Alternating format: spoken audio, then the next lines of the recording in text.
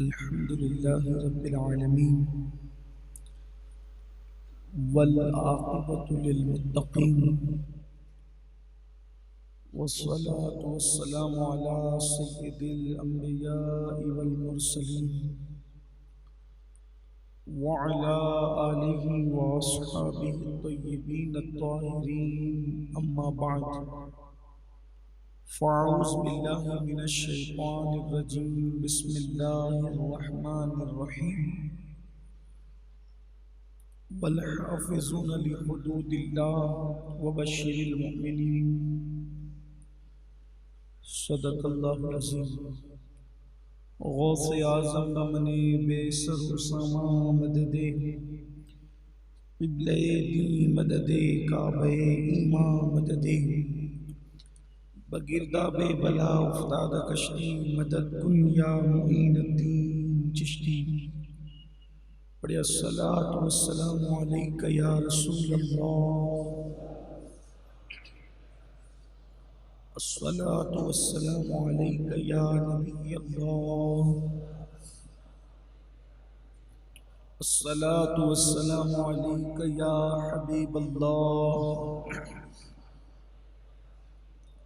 وعلى آلك وأصحابك يا نور الله صلى الله تعالى عليك وسلم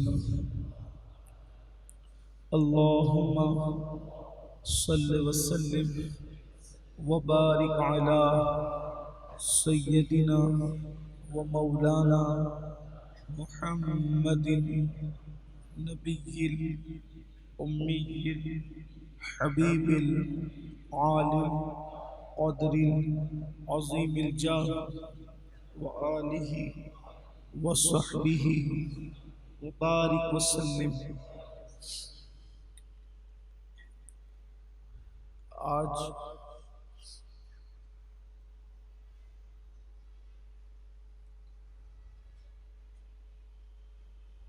1442 ہجری کا آخری جمعہ ہے اور یہ اسلامی سال پورا 2-3 دن کے اندر گزر جائے گا اور ختم ہوگا اور اس کے بعد پھر انشاءاللہ نئے سال کا آغاز ہوگا.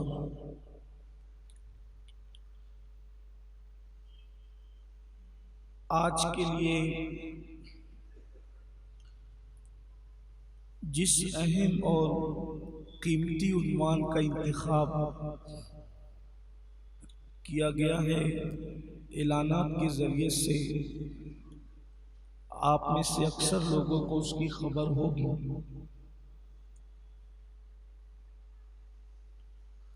اللہ تعالیٰ نے انسان کو جتنے اعضاء عطا فرمائے ہیں وہ سارے اعضاء بڑے قیمتی ہیں. آنکھ بھی قیمتی ہے، ناک بھی، ہونٹ بھی، ہاتھ بھی، پیر بھی، دل بھی. انہی اعضاء میں سے ایک بہت قیمتی عضو ہے جس کو ہم زبان کہتے ہیں. کہنے کو تو یہ بہت چھوٹا سا گوشت کا لوتھڑا ہے جسے زبان کہتے ہیں، لیکن یہ زبان ہے بڑی قیمتی.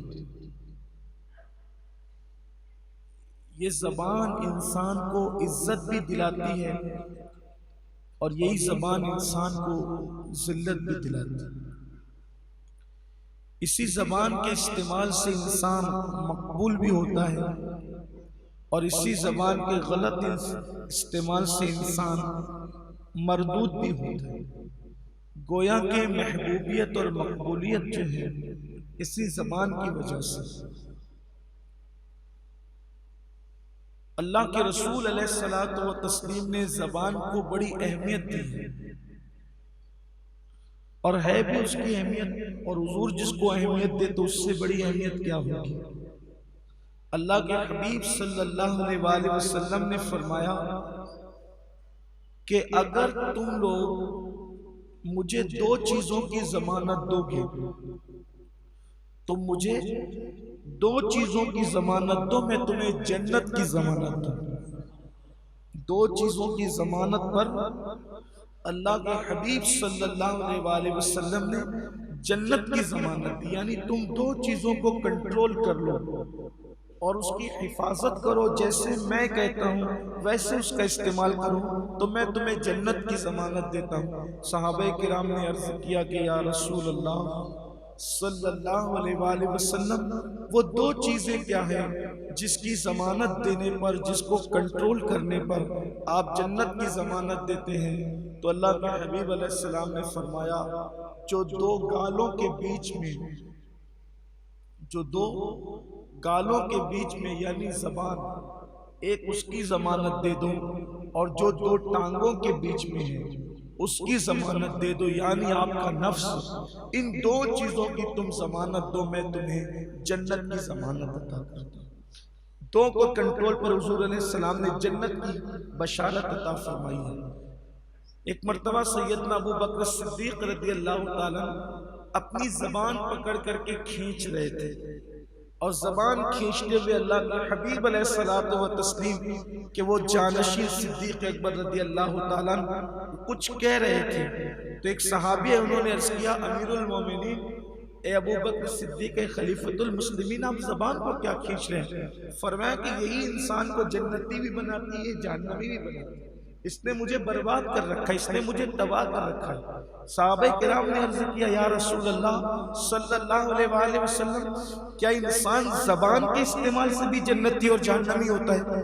آقا علیہ السلام فرماتے زیادہ تر لوگ جہنم میں جائیں گے، زیادہ تر لوگ، اکثر لوگ جہنم میں جائیں گے تو صرف زبان کی وجہ سے جہنم میں جائیں گے۔ انسان زبان کے پردے کے پیچھے میں چھپا ہوا ہے، انسان زبان کے پردے کے پیچھے میں چھپا ہوا ہے کہ وہ کتنا اچھا اور کتنا برا ہے۔ جب زبان کھلتی ہے تو پتہ چلتا ہے کہ انسان کتنا اچھا اور کتنا برا ہے۔ اندر انسان کے سینے میں، انسان کے دل میں جو کچھ ہے وہ سب زبان کے ذریعے سے نکلتا ہے، اندر جو ہے وہ زبان کے ذریعے سے پتہ چلتا ہے۔ اس لیے زبان کی بڑی اہمیت ہے، یہی زبان ہے جب صبح ہوتی ہے صبح تو سارے اعضاء اس زبان کو کہتے ہیں ذرا ٹھیک چلنا، ٹھیک رہنا، کیونکہ اگر تم ٹھیک رہو گی تو ہم بھی ٹھیک رہیں گے، ورنہ اگر تم ٹھیک نہیں رہو گی پھر ہمارا حال بھی بگڑ جائے گا۔ تو اسی لیے زبان کی بڑی اہمیت ہے، اور یہی زبان ہے، یہ زبان آدمی کو جنتی بھی بناتی اور جہنمی بھی۔ اسی زبان سے اللہ کا ذکر کریں، اسی زبان سے کلمہ شریف پڑھیں، اسی زبان سے نعت مبارکہ پڑھیں، اسی زبان سے تلاوت قرآن کریں تو آپ جنت کی طرف جا رہے ہیں۔ اس زبان سے آپ کسی کی غیبت کریں، اس زبان سے آپ کسی کی چغلی کریں، اس زبان سے آپ کسی کو گالی دیں تو آپ جہنم کی طرف جا رہے ہیں۔ آج جس عنوان کی طرف ہم نے گفتگو کرنا ہے وہ ہمارے معاشرے کا ایک بدترین گناہ، جس کو اب گناہ سمجھا ہی نہیں جاتا ہے، جسے ہم گالم گلوچ کہتے ہیں، گالی گلوچ کہتے ہیں۔ یہ ایک ایسا گناہ ہے کہ جس کی طرف ہماری توجہ نہیں ہے۔ بچہ بچہ سماج کا گالی دے رہا ہے، سماج کے بڑے بھی گالی دے رہے ہیں، بڑے بوڑھے بھی گالی دے رہے ہیں، اور اب تو گالی کو لوگ برا سمجھتے ہی نہیں۔ گالی کیا چیز ہے؟ گالی جو آج سے 1450 سال پہلے گالی دی جاتی تھی وہ کون سی گالی ہے؟ پہلے میں وہ بتا دوں آپ کو۔ گالی کسے کہتے ہیں؟ یعنی کسی کو کہنا کہ تیری ماں ایسی، اس کو آر دلانا ماں پر سے کہ تیری ماں ایسی۔ جیسے مثال کے طور پہ اس دور میں عورتیں ختنہ کرتی تھی تو کوئی کسی کو کہتا تھا تو ختنہ کرنے والی کا بیٹا ہے، یہ گالی تھی اس دور کی۔ آج کے دور کی جو لیٹسٹ گالیاں ہیں، نئی گالیاں، اس کا تو تصور ہی نہیں تھا۔ تو اب جتنی بھی حدیثیں میں بیان کروں گا وہ کہ جتنا بھی عذاب بیان ہوگا گالی پر کس پر ہوگا؟ وہ جو اس دور کی گالیاں ہیں۔ یہ تو آپ جو بک رہے ہیں اس کا تو شمار ہی نہیں ہے، جو ہمارے معاشرے میں گالی دی جا رہی ہے اس کا تو شمار ہی نہیں ہے۔ شاید رسول اللہ کے دور کے لوگوں نے اس کا کبھی تصور بھی نہیں کیا ہوگا کہ کوئی مسلمان یہ بھی کہے گا۔ آپ جو کہہ رہے ہیں وہ مسلمانوں کی بولی نہیں ہے، اور اس کو گالی بھی نہیں سمجھ رہے، آپ کے بچے بھی کہہ رہے ہیں، پورا معاشرہ ہی کہہ رہا ہے الیاذ باللہ۔ یہ کافر لوگ دیتے تھے جو گالیاں، بلکہ کافر بھی نہیں دیتے تھے اس دور کے جو آپ اور ہم گالیاں آج ہمارے سماج میں رائج ہیں۔ اللہ رحم و کرم فرمائے۔ تو گالی کس کو کہتے تھے اس دور میں کہ اے ختنہ کرنے والی کے بیٹے آؤ، اے ختنہ کرنے والی کی اولاد، یہ گالی تھی اس دور۔ حضرت ابو ذر نے، معاذ اللہ میں یہ نہیں کہنا چاہتا کہ کسی صحابی نے گالی دی، لیکن حدیث میں آیا تو میں پڑھ رہا ہوں اس بات کو تاکہ آپ کو عبرت ہو، حالانکہ یہی بات انہوں نے کہی، اے ختنہ کرنے والی کے بیٹے۔ حضرت ابو ذر نے ایک شخص کو یہ بات کہی کہ اے ختنہ کرنے والی کے بیٹے، تو وہ جناب بارگاہ رسالت میں عرض کی، یا رسول اللہ دیکھیے یہ مجھے ایسا کہتے ہیں۔ آقا کریم صلی اللہ علیہ وآلہ وسلم نے کتنا سخت جملہ کہا حضرت ابو ذر کو، ابو ذر کیا زمانے جہالت کی باتیں اب بھی تمہارے اندر موجود ہیں؟ اس زمانے جہالت سے کیا مراد ہے پتہ ہے؟ یعنی دور کفر کی بات۔ اب غور کریں جملہ کتنا ہے۔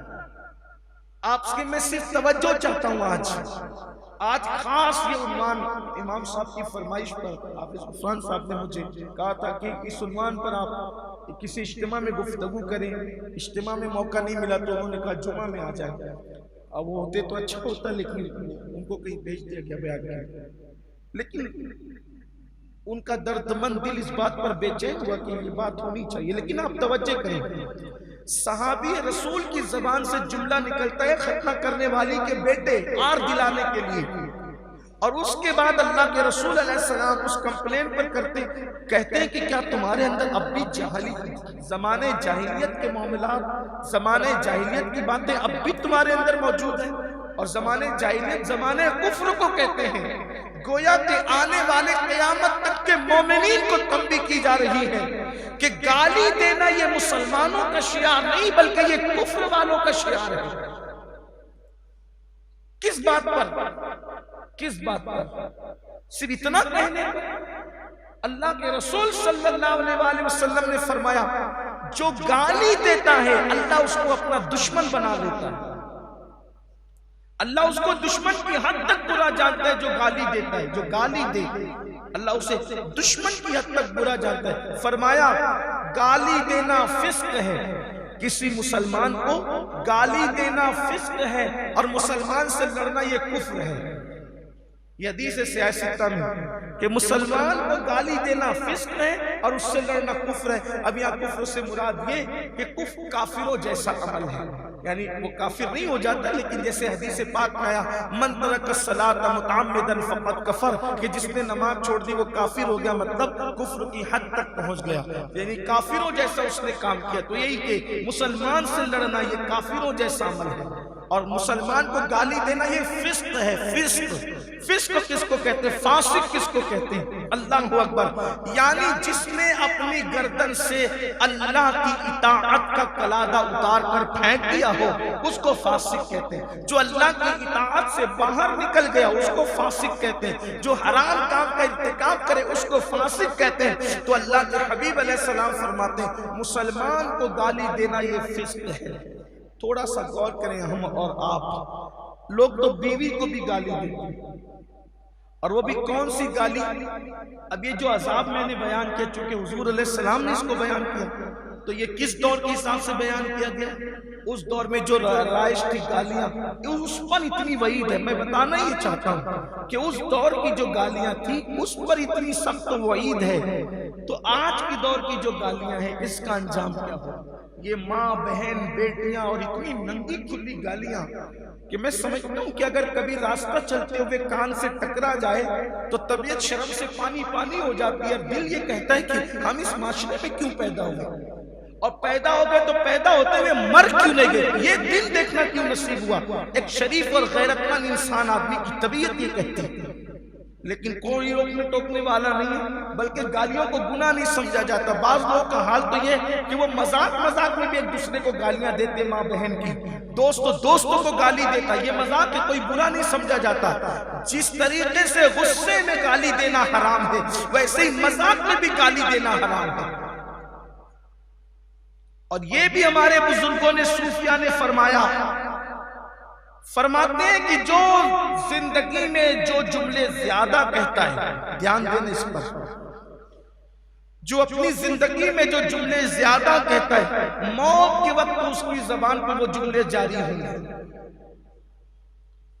پھر ان بزرگوں نے لکھا اپنی کتابوں کے اندر کہ ایک شخص تھا، جب اس کی موت کا وقت قریب آیا تو وہ کہتا تھا لیمو اتنے میں لے لو اور لیمو اتنے میں لے لو۔ تو لوگ کہتے تھے تو لیمو تھوڑی بیچ رہے، تو تیری سکرات کا وقت ہے۔ تو اس کے گھر والوں نے کہا یہ لیمو کا کاروبار کرتا تھا، اس کی زبان پہ رات دن یہی جاری تھا کہ لیمو اتنے میں لے لو، اتنے میں لے لو، اسی لیے یہ زبان پہ جاری ہے۔ ایک شخص مرا تو اس کی زبان پہ جاری تھا وہ حمام والی کتنی اچھی تھی۔ فقیہ ابو اللیث سمرقندی لکھتے ہیں کہ وہ حمام والی کتنی اچھی تھی، وہ حمام والی کتنی اچھی تھی، وہ یہ کہتا تھا۔ تو کہا کہ یہ حمام والی اچھی تھی کا قصہ کیا ہے؟ تو اس کے دوستوں نے بتایا کہ دراصل بات یہ تھی کہ ایک خاتون مسافر تھی، مسافر عورت تھی، اور اس کو عورتوں سے بدکاری کرنے سے بڑی دلچسپی تھی۔ تو ایک خاتون جو ہے وہ حمام کا راستہ، اس دور میں حمام میں لوگ غسل کرنے جاتے تھے، مسافر لوگ حمام بنے ہوتے تھے، تو وہ خاتون نے پوچھا کہ حمام کا راستہ کدھر ہے، مجھے غسل کرنا ہے۔ تو اس نے اپنے گھر میں کہا کہ یہ حمام ادھر آ جاؤ، وہ چلی گئی۔ تو اس کو پکڑ کے دروازہ بند کیا، کہا کہ میں تیرے ساتھ بدکاری اور بدی کرنا چاہتا ہوں۔ تو چونکہ وہ عورت ہوشیار تھی، اس نے اپنی آبرو کو بچانے کے لیے حیلہ اختیار کیا، کہا جتنی بدکاری تجھے پسند ہے اس سے زیادہ بدکاری مجھے پسند ہے۔ تو کافر کا بدکاری ضرور کروں گی لیکن مجھے بھوک لگی، بھوکے پیٹ کیسے بدی کروں؟ اگر کھانا کھا لوں تو بدی کرنے میں اور مزہ ہے۔ اس نے سوچا یہ تو مجھ سے بھی زیادہ بدکار نکلی اور یہ مجھ سے زیادہ جو ہے وہ گناہ پر دلیر ہے، تو اس کو یقین آ گیا۔ تو اس نے کہا ٹھیک ہے میں تیرے لیے کھانا بھی لے کر آیا۔ وہ جیسے کھانا لانے کے لیے گیا، ادھر یہ اپنی آبرو بچا کر گھر سے باہر نکل گیا۔ تو پوری زندگی اس کا اس پہ اثر تھا، اس کے حسن اور خوبصورتی کا۔ تو وہ اکثر اپنے دوستوں سے کہتا تھا کہ وہ حمام والی کتنی اچھی تھی، وہ حمام والی۔ ذرا ان کے لیے بھی عبرت ہے، جو لوگ کالج کی لائف میں گناہ کرتے ہیں تو کہتے ہیں نا کالج کی لائف کتنی اچھی تھی، گناہوں کو یاد کر کے کہتے کتنی اچھی تھی۔ اسی طریقے سے جو کسی سفر میں گناہ کر کے آتے کہتے وہ سفر میں کیا مزہ آیا تھا، یعنی وہاں جو گندگی کی تھی، وہاں جو پاپ کے تھے، جو بدکاری، ساری زندگی اس کی لذت لیتے رہتے، کیا مزہ آیا تھا۔ ذرا وہ یہاں پہ عبرت کے ناخون لے، ذرا وہ ہوش کے ناخون لے، اس لیے کہ موت تو آنا ہے۔ جتنی بھی زندگی کے اندر پاپ کر لو، جرائم کر لو، عیش کر لو، طبیعت کے مطابق زندگی گزار لو، ایک وقت تو موت تو آنا ہے۔ اللہ جس کو اچھی موت دے دے اس کی موت اچھی ہے، ورنہ پھر تباہی تباہی ہے۔ اللہ اکبر۔ تو اس نے کہا وہ حمام والی کتنی اچھی تھی، لوگوں نے کہا اس کو سکرات لگی ہے، اور یہ حمام والی کو یاد کرے تو یہ واقعہ بتایا گیا، وہی کہتے کہتے وہ مر گیا۔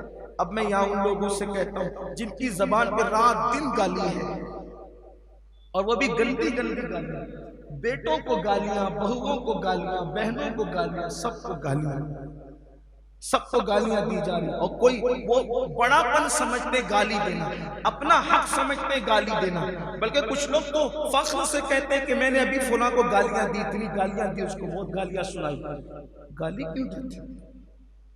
اگر یہ مرتے وقت یہ جو عادت بنی ہے نا گالی کی، جو عادت ہوگی، اسی لیے کہتے کلمے کی عادت ڈالو، اٹھتے بیٹھتے چلتے پھرتے کلمہ پڑھا کرو، سوتے ٹائم کلمہ پڑھا کرو، اٹھنے کے بعد کلمہ پڑھا کرو، نماز کے بعد کلمہ پڑھا کرو، وضو کے بعد کلمہ پڑھا کرو، کلمہ کلمہ کلمہ کی عادت بناؤ تاکہ دنیا سے جاؤ تو مرتے مرتے کلمہ پڑھتے ہوئے جاؤ۔ گالیاں مت دو۔ یوں بھی سرکار غریب نواز رضی اللہ تعالیٰ اپنے ملفوظات میں فرماتے ہیں کہ جس نے کسی مسلمان کو گالی دی، یہ اسی دور، پھر کہتا ہوں اسی دور کی گالی، جس نے کسی مسلمان کو گالی دی اور اللہ کی بارگاہ میں توبہ نہیں کی اور اس مسلمان سے معافی نہیں مانگی، مرے گا تو ڈر ہے کہ کافر ہو کر کے مرے گا۔ جس نے کسی مسلمان کو گالی دی تو مرے گا تو ڈر ہے کہ کافر ہو کر کے مرے گا، مرتے وقت اس کی زبان پہ کلمہ نہیں آئے گا۔ آپ مسلمان کو گالی دو تو مرتے وقت زبان پہ کلمہ نہ آئے، موت کے وقت ڈر ہے کہ کافر ہو کر کے مرے۔ جو ساری زندگی بیوی کو، شریک حیات کو گالی دیتا رہا، بیٹوں کو گالی دیتا رہا، گھر میں گالیوں کا، اور یاد رکھنا گھر کے چھوٹے بچے اسی گھر میں گالی دیتے ہیں جہاں بڑے گالی دیتے ہیں۔ گالیوں کا ماحول جہاں بڑوں میں ہوگا وہی بچوں میں ہوگا۔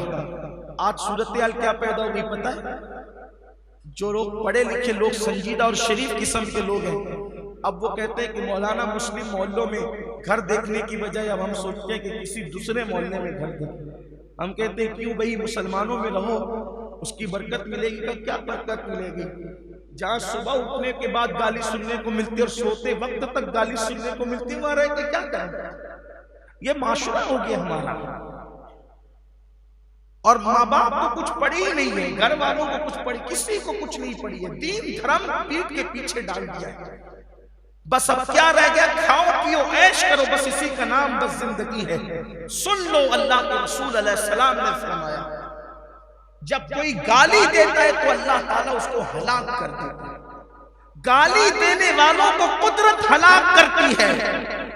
اب ہلاکت کا مطلب کیا؟ قدرت ہلاک کری مطلب اب گالی دینے والوں قدرت تمہیں ہلاک کر کے رہے گی، قدرت تمہیں ہلاک کرے گی، تم ہلاک ہو کر کے رہو گے۔ اب کیسے ہلاک ہوگے؟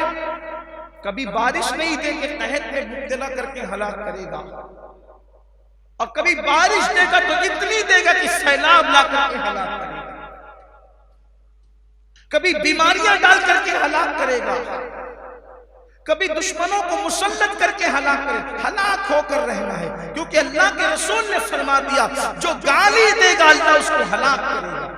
گالی دینے والی قوم ہلاک ہوگی۔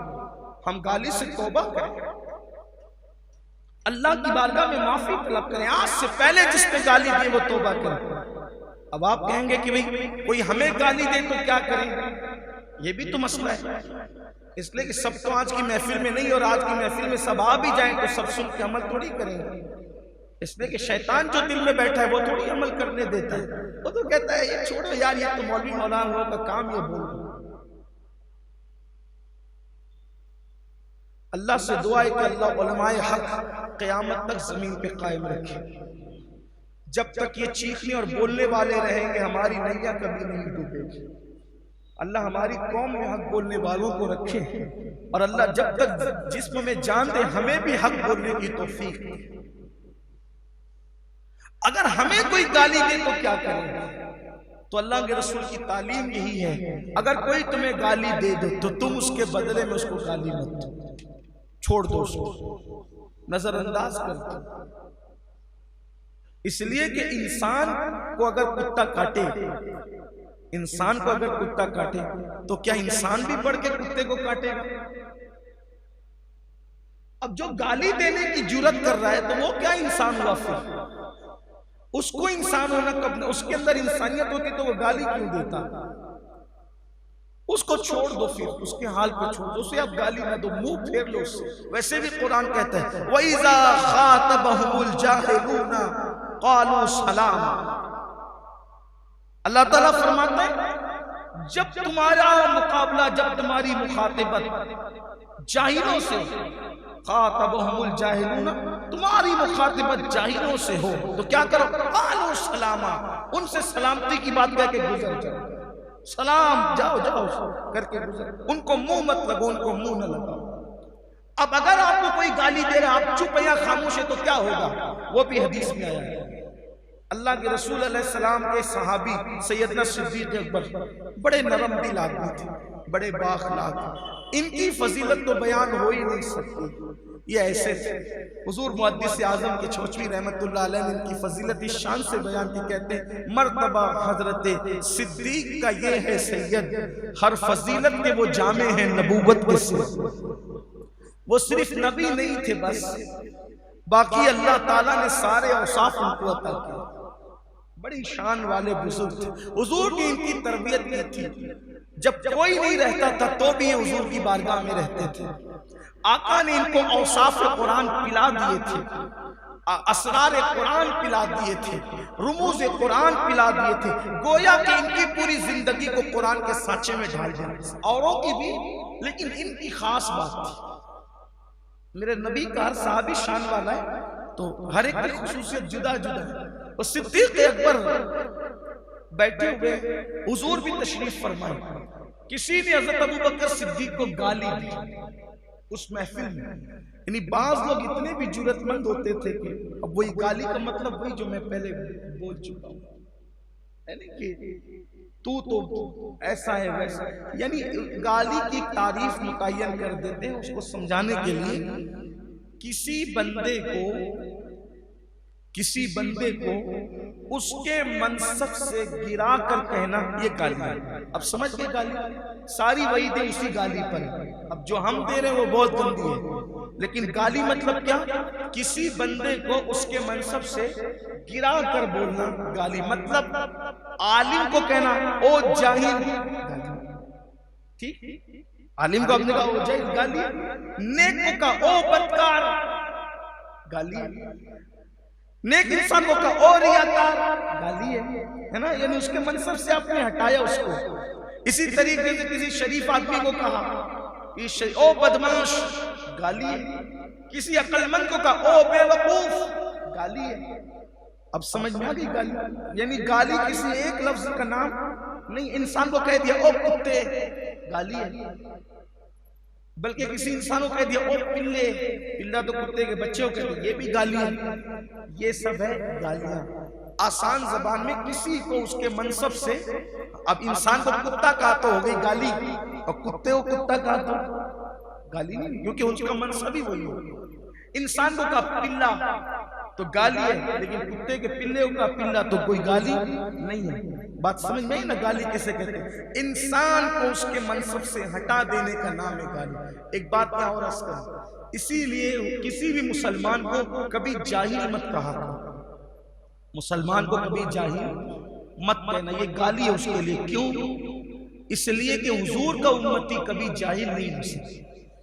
وہ ان پڑھ ہو سکتا ہے، وہ ان پڑھ ہو سکتا ہے، لیکن وہ جاہل اس لیے کہ جو رسول اللہ کو جاننے والا ہو وہ جاہل کیسے ہو سکتے ہیں؟ وہ زمانے جاہلیت والا جاہل کہہ رہا ہوں. ہاں کہیں کسی کے کم علمی کو یا بے علمی کو بتانے کے لیے عرف میں کہیں کہہ دیا جائے تو ایک الگ بات ہے، لیکن احتیاط کیا کرو کسی کو جاہل نہ کہو، بچا جاؤ. اسی طرح کسی مسلمان کو بے وقوف بھی مت کہا. حالانکہ بہت آسانی سے لوگ کہتے ہیں بے وقوف ہے، احمق ہے، بچا جاؤ مت کہا.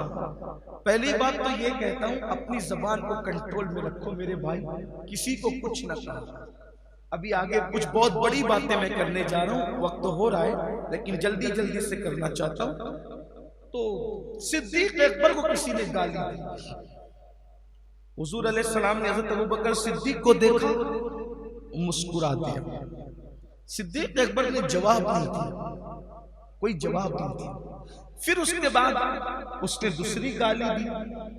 صدیق اکبر نے پھر کوئی جواب نہیں دیا. اس نے پھر گالی دی، صدیق اکبر نے پھر کوئی جواب نہیں دیا. اب صدیق اکبر کو آیا غصہ.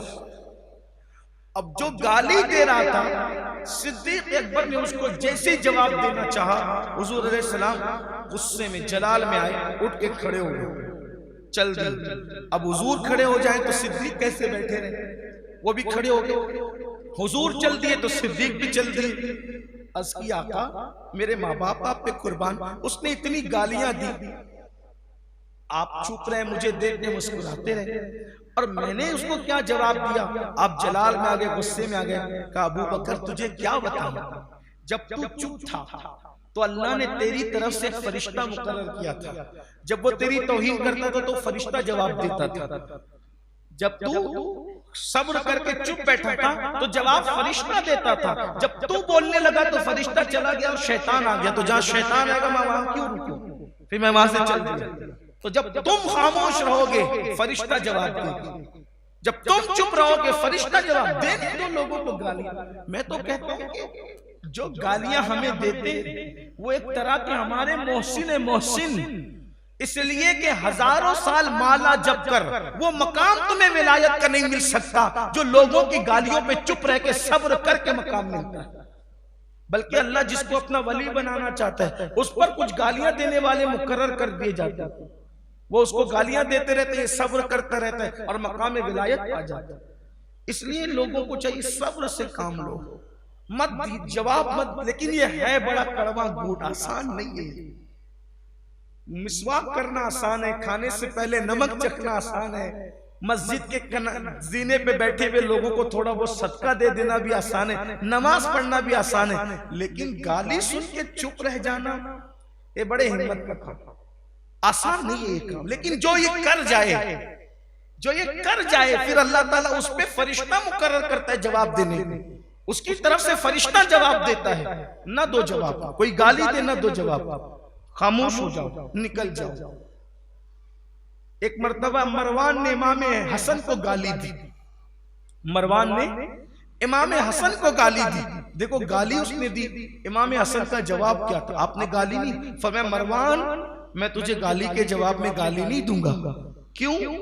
اس کی وجہ یہ ہے کہ اندر جس کے جو ہوتا ہے باہر وہی نکلتا ہے، البتہ تو نے مجھے گالی بڑی گندی دی ہے، میں اللہ سے اتنا ہی عرض کرتا ہوں کہ تو نے مجھے جیسی گالی دی اگر میں ویسا ہی ہوں تو اللہ مجھے معاف کر دے، اور اگر میں ویسا نہیں ہوں تو اللہ تبارک و تعالیٰ تجھے توفیق عطا کرے کہ تو ایسی بات نہ کیا کر۔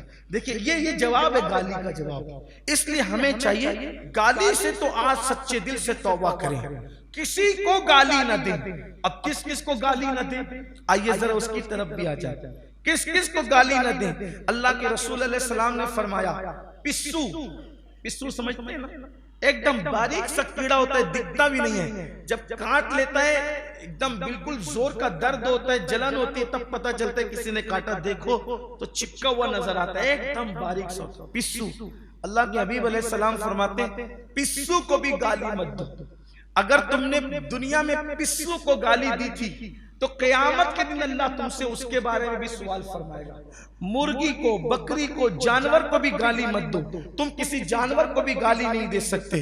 اللہ اکبر۔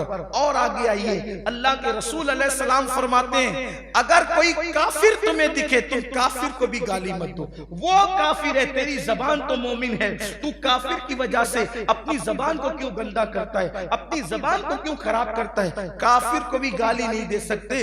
اب بات کا اینڈ کرتے ہیں، اللہ کے رسول علیہ السلام سے صحابہ نے پوچھا یا رسول اللہ کافر کو تو گالی نہیں دے سکتے، کیا شیطان کو گالی دے سکتے؟ شیطان تو بہت برا ہے۔ اللہ صحابہ پہ رحمتیں نازل فرمائے، دیکھو وہ کیسے سوال پوچھ لیتے تھے، ہمارے مسئلے حل کیا۔ اب شیطان تو بہت برا ہے نا، تو شیطان کو گالی، کیونکہ لوگوں سے زنا وہی کرواتا ہے، شراب وہی پلواتا ہے، اسی طریقے سے کفر وہی کرواتا ہے، شرک وہی کرواتا ہے، سارے گندگی تو اس نے کر رکھی ہے، شیطان کو گالی دے سکتے ہیں؟ اللہ کے رسول علیہ السلام فرماتے ہیں نہیں، ہمارے مذہب میں شیطان کو بھی گالی دینے کی اجازت نہیں ہے، مذہب اسلام شیطان کو بھی۔ اب بتاؤ مجھے مسلمانوں تھوڑا سا اس حدیث پہ غور کرو، جو مذہب شیطان کو گالی دینے سے منع کرتا ہو، جو مذہب شیطان کو گالی دینے سے روکتا ہو، اس مذہب کے اندر ماں بہن کی گالیاں، بیٹیوں کی گالیاں، اس کی اجازت کیسے ہو سکتی ہے؟ اس لیے اپنے اعمال سے اللہ کی بارگاہ میں توبہ کریں۔ ہم جس راستے پہ جا رہے ہیں وہ راستہ جہنم کی طرف لے جاتا ہے، ہم جس راستے پہ جا رہے ہیں وہ راستہ تباہی کی طرف لے جاتا ہے، ہم جس راستے پہ جا رہے ہیں وہ راستہ بربادی کی طرف لے جاتا ہے۔ اللہ کے بندوں توبہ کرو اللہ کی بارگاہ میں، جب کافر کو بھی شیطان کو بھی گالی دینے کی اجازت نہیں ہے تو ایک دوسرے کو، دوستوں کو، بھائیوں کو، بہنوں کو، بلکہ آج کل تو اللہ کی پناہ، آج کل کے نوجوان لڑکے ماں باپ کو بھی گالی نکالتے، ماں کو بھی گالی دیتے، باپ کو بھی گالی دیتے، یعنی ڈائریکٹ جو گالی دی، ان کا انجام کیا ہوگا یہ تو نہیں پتا ہمیں، لیکن ان کی دنیا بھی تباہ ہے اور آخرت بھی تباہ ہے۔ جن ماں باپ کے سامنے اونچی آواز سے بات کرنے پر اعمال اکارت ہو جاتے ہیں، اعمال برباد ہو جاتے ہیں، اللہ اکبر، ان کو گالی دینے پہ کیا؟ یہ تو ایک طبقہ ہوا جو ڈائریکٹ گالی دیتا ہے، دوسرا طبقہ نیک لوگوں کا، پرہیزگار لوگوں کا، وہ بھی ماں باپ کو گالی دیتے ہیں۔ اب وہ کیسے دیتے ذرا اس طرف آ جائیں تاکہ بات سمجھ میں آئے۔ اللہ کے رسول علیہ السلام نے فرمایا اے میرے صحابہ اپنے ماں باپ کو گالی نہ دو۔ کیا فرمایا؟ اپنے ماں باپ کو گالی نہ دو۔ صحابہ نے حیرت سے کہا کہ یا رسول اللہ صلی اللہ علیہ وآلہ وسلم کوئی اپنے ماں باپ کو گالی کیسے دے سکتا ہے؟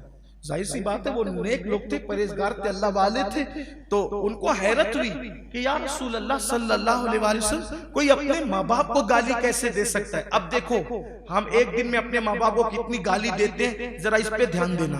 اللہ کرے جن تک بات پہنچے ان کو احساس ہو کہ ایک دن میں اپنے ماں باپ کو تم کتنی بار گالی دیتے ہو۔ تو صحابہ کرام نے عرض کی یا رسول اللہ صلی اللہ علیہ وسلم اپنے ماں باپ کو کوئی گالی کیسے دے سکتا ہے؟ تو آقا کریم صلی اللہ علیہ وسلم نے فرمایا تم کسی کے ماں باپ کو گالی مت دو، کیونکہ جب تم کسی کے ماں باپ کو گالی دیتے ہو تو جواب میں وہ پلٹ کر تمہارے ماں باپ کو گالی دیتا ہے، تو مطلب تم ہی نے گالی دی اپنے ماں باپ کو۔ کیوں؟ کیونکہ اگر تم کسی کے ماں باپ کو گالی نہ دیتے تو کوئی تمہارے ماں باپ کو گالی کیوں دیتا؟ تو تمہارے ماں باپ کو گالی کس کی وجہ سے پڑی؟ تمہاری وجہ سے۔ اس لیے تم اپنے ماں باپ کو گالی مت دو، یعنی تم کسی کے ماں باپ کو گالی دو گے تو وہ پلٹ کر تمہارے ماں باپ کو گالی دے گا۔ اسی لیے اللہ کے رسول علیہ السلام نے فرمایا اپنی بیوی کے سامنے اس کے ماں باپ کو برا مت کہو۔ کیوں؟ تم اپنی بیوی کے سامنے اس کے ماں باپ کو برا کہو گے، تمہاری بیوی پھر تمہارے ماں باپ کو برا کہے گی، گویا کہ تم ذریعہ بنے، تم سبب بنے اپنے ماں باپ کو گالیاں دلوانے کا، گالیاں کھلوانے کا۔ اب سوچو ایک دن میں کتنی بار اپنے ماں باپ کو گالیاں دلواتے ہو، تو گویا کہ تم خود گالی دے رہے ہو، سبب تم بنے ہو۔ ایک بات اور آگے بڑھ کر عرض کر دوں، اسی لیے اللہ رب العزت نے قرآن میں بھی فرمایا کہ کسی کے خدا کو برا مت کہو، کسی کے خدا کو گالی مت دو۔ یہ جو اور دوسروں کے جو خدا ہے نا، جو دوسرے معبودان باطل ہیں، جو دوسروں کے جھوٹے خدا ہیں، ان جھوٹے خداؤں کو گالی مت دو۔ اگر تم ان کے جھوٹے خداؤں کو گالی دو گے تو وہ پلٹ کر تمہارے سچے خدا کو گالی دے گا۔ اس لیے دوسروں کے مذہبی رہنماؤں کی حتک نہیں کرنے کی ضرورت ہے، ان کو گالی دینے کی ضرورت نہیں، ان کی برائی کرنے کی ضرورت نہیں ہے۔ وجہ کیا ہوگی؟ کیونکہ ہم ان کو کچھ برا بھلا کہیں گے، وہ پلٹ کر کے ہمارے بزرگوں کو، ہمارے آقاؤں کو، ہمارے خدا کو، ہمارے نبی کو برا کہیں گے۔ یعنی اسلام کتنی احتیاط بتا رہا ہے، کافر کو گالی دینے کی اجازت نہیں، شیطان کو گالی دینے کی اجازت نہیں، دوسروں کے جھوٹے خداؤں کو گالی دینے کی اجازت نہیں۔ اب آپ مجھے بتائیں پھر ہم کس راستے پر جا رہے ہیں؟ اس لیے اللہ کے بندو اللہ کی بارگاہ میں سچی توبہ کرو اور اللہ کی بارگاہ میں پلٹو۔ آج سے یہ عہد کرو کہ کتنے بھی غصے میں آئیں گے کبھی گالی نہیں دیں گے۔ اللہ کے رسول علیہ السلام جب بہت زیادہ غصے میں آتے تھے، بہت جلال میں آتے تھے، کیا فرماتے تھے پتہ ہے؟ ہائے ہائے ہائے، ایک جملہ حضور کی زبان سے اکثر سنا جاتا تھا۔ حضور کہتے تھے تیری ناک خاک آلود ہو۔ کیا کہتے تھے؟ بہت جلال ہوتا جب، بہت غصہ۔ حضرت انس بن مالک کہتے ہیں میں بچہ تھا جب سے حضور کے ساتھ رہتا تھا، 10 سال تک حضور کی خدمت کی، کبھی مجھ پہ غصے میں نہیں آئے، کبھی ناراض نہیں ہوئے، کبھی یہ بھی نہیں کہا کہ یہ کام کیوں نہیں کیا، یہ کام کیوں کیا، کبھی نہیں۔ لیکن دیکھا کہ جب بہت جلال میں تو کیا فرمایا؟ تیری ناک خاک آلود ہو، تیری ناک خاک آلود ہو۔ اب اس کو میں تصور میں دیکھتا ہوں، اس کا ترجمہ لوگوں نے الگ الگ کیا، لیکن آج میں اس کا ترجمہ الگ اپنے انداز میں کرنا چاہتا ہوں۔ خاک آلودوں کا ناک خاک آلودوں کا مطلب سب بزرگوں نے الگ الگ بیان کیا، میں کوئی بزرگ نہیں ہوں، طالب علم ہوں، لیکن میں اپنے ذوق کے مطابق بیان کرنا چاہتا ہوں۔ اس کا مطلب کیا؟ تیری ناک خاک آلود ہو۔ کیونکہ مسجد نبوی میں اس دور میں چٹائی نہیں تھی، مصلے بھی نہیں بچھا کرتے تھے، تو مسلمان نماز پڑھتے تھے مٹی میں، تو مٹی میں نماز پڑھتے تھے تو پیشانی اور ناک کو خاک لگ جاتی تھی۔ حضور غصے میں بھی کہہ رہے ہیں اللہ تجھے اتنا سجدہ کرنے والا بنا دے کہ تیری ناک خاک آلود ہو۔ جلال میں بھی دعا ہے، جلال میں بھی دعا ہے تیری ناک خاک آلود ہو، یعنی کہ تو اتنے سجدے کرے کہ تیری ناک پر خاک لگ جائے، تیری ناک خاک آلود ہو۔ یہ اللہ کے رسول علیہ السلام کا انداز تھا۔ غصہ ہر آدمی کو آتا ہے، آنا بھی چاہیے۔ جس کو غصہ ہی نہ آئے، جس کو کبھی غصہ ہی نہ آئے وہ مومن نہیں رہتا۔ مومن کی شان ہے غصہ، مومن کی شان ہے۔ کوئی کہتا ہے مجھے بھوک ہی نہیں لگتی، تو ڈاکٹر لوگ کیا کہیں گے؟ آپ کو بیماری ہے۔ بھوک لگنے پہ آپ کم کھاتے ہیں، آپ کا ہنر ہے، آپ کا تقوی ہے، لیکن بھوک ہی نہیں لگتی، بیماری علاج کراؤ۔ تو ایسے کوئی کہے کہ مجھے غصہ نہیں آتا، بھئی آپ کو علاج کرانا چاہیے۔ مومنانہ شان ختم تو نہیں، غصہ آنا چاہیے، مگر غصہ کس پر آئے؟ اپنی ذات کے لیے نہ آئے، اللہ رب العزت کے لیے غصہ ہے۔ یعنی کوئی خلاف شرع کام دیکھو تو غصہ ہے، کوئی حرام کام دیکھو تو غصہ ہے، کوئی ناجائز کام دیکھو تو غصہ ہے۔ حرام اور ناجائز کام دیکھ کر جس کو غصہ نہیں آتا، سمجھ لو کہ اس کے دل میں ایمان کا چراغ ٹمٹما رہا یا بجھ چکا ہے۔ ایمان کی نشانی ہے، جس کے سینے میں ایمان ہوگا وہ حرام کام دیکھ کر ضرور غصے میں آئے گا، وہ ضرور جلال میں آئے گا۔ لیکن اس غصے کو بھی وہ ایسے نہیں اتار دے گا کہ غصے میں آئے تو گالی دے دی، ڈانٹ دیا، مار دیا، بھگا دیا، نہیں، اس کا بھی ایک طریقہ ہے، اس کا بھی ایک انداز ہے۔ تو بہرحال غصہ آنا چاہیے، بلکہ فرمایا گیا کچھ لوگ ایسے ہوتے ہیں جن کو غصہ جلدی آتا ہے، غصہ جلدی آتا ہے اور دیر سے جاتا ہے، یہ بڑا برا غصہ ہے، یہ بڑا برا غصہ ہے۔ پھر ایک غصہ ایسا ہے جو دیر سے آتا ہے اور دیر سے جاتا ہے، یہ بھی برا ہے۔ ایک غصہ ایسا ہے مومن کا غصہ جو بہت دیر سے آتا ہے اور بہت جلدی چلا جاتا ہے، جو بہت اور وہ بھی اپنی ذات کے لیے نہیں آتا، کس کے لیے آتا ہے؟ شریعت کے لیے، دین کے لیے، مذہب کے لیے آتا ہے۔ جیسے مروان نے ایک مرتبہ امام حسین کو گالی دی، تو امام حسین کو گالی دی، آپ نے گالی کا کوئی جواب نہیں دیا، لیکن وہ سیدھے ہاتھ سے ناک صاف کرنے لگا۔ امام حسین نے کہا تجھے ناک صاف کرنا نہیں آتی، سیدھے ہاتھ سے نہیں الٹے ہاتھ سے ناک صاف کرتے۔ پتہ چلا اپنی ذات کو گالی دی، غصہ نہیں آیا، لیکن ایک خلاف سنت کام ہوتا دیکھا تو غصہ آیا، اس کو ٹوک دیا۔ یہ سیدھے ہاتھ سے ناک صاف مسلمان تھوڑی کرتے ہیں، مروان تو سیدھے ہاتھ سے ناک صاف کر، تو یہ ناک صاف، یہ وہ لوگ تھے جو اہل بیت کا مقابلہ کرنے چلے تھے اور جن کو ناک صاف کرنا بھی نہیں آتی۔ ہم کہتے ہیں نا، اور جن کو ناک صاف کرنا نہیں آتی وہ یہ کام کریں گے، تو وہ یہی تھا جن کے پاس علم تھا وہ کبھی نہیں ٹکرائے نبی کے خاندان سے، جن کے پاس تقویٰ تھا وہ کبھی، جن کو ناک صاف کرنا نہیں آتی تھی وہ ٹکرا رہے تھے۔ پتا چلا ان کی حیثیت کیا تھی، کس حیثیت کے لوگ تھے وہ جو نبی کے خاندان سے ٹکرانے کے لیے نکلے تھے۔ وہ سیدھے ہاتھ سے ناک، تو امام حسین نے کہا تجھے ناک صاف کرنا نہیں آتی؟ غصہ آیا آپ کو، گالی پر نہیں آیا، گالی پر نہیں آیا، خلاف سنت کام دیکھا تو غصہ ہے، لیکن پھر بھی کتنی اچھے انداز دیکھا۔ مسلمان سیدھے ہاتھ سے ناک صاف نہیں کرتا، مسلمان تو الٹے ہاتھ سے، الٹا ہاتھ اسی لیے دیا۔ مجھے یہاں ایک بات اور یاد آئی، ٹائم والا کیا ہو گیا۔ ایک مرتبہ ایک غیر مسلم ہندو ٹرین میں الٹے ہاتھ سے کھا رہا تھا، الٹے ہاتھ سے۔ حضور سیدی مفتی اعظمین رحمت اللہ علیہ جو ہمارے دادا پیر ہوتے ہیں، انہوں نے اس غیر مسلم کو ٹوکا، کہا بھائی سیدھے ہاتھ سے کھاؤ، الٹے ہاتھ سے مت کھاؤ۔ تو اس نے بتانے کے لیے کہ بھئی میں مسلمان نہیں ہوں، تو اس نے کہا کہ گرو جی میں مسلمان نہیں ہوں، میں ہندو ہوں۔ تو آپ نے فرمایا تیرے مذہب کے حساب سے بھی الٹے ہاتھ سے کھانے کی اجازت نہیں ہے، اس لیے کہ جس کو اللہ نے عقل دی ہے اس کو چاہیے کہ وہ سیدھا ہاتھ کھانے کے لیے استعمال کرے اور الٹا ہاتھ گندگی صاف کرنے کے لیے استعمال کرے، اس لیے کہ جس ہاتھ سے گندگی صاف کرتے ہیں اس ہاتھ سے کھانا کیسے کھا سکتے ہیں؟ یہ تو عقل کے بھی خلاف ہے، اور یہ اس کا تعلق جو ہے وہ ایسا نہیں کہ کسی مذہب سے خاص ہو، جو عقل والا ہے وہ اتنی بات تو سمجھتا ہی ہے، اگرچہ اسلام کی تعلیم یہ ہے لیکن عقل بھی کچھ باتوں کا تقاضا کرے، اس طرح اس کو آپ نے سمجھایا۔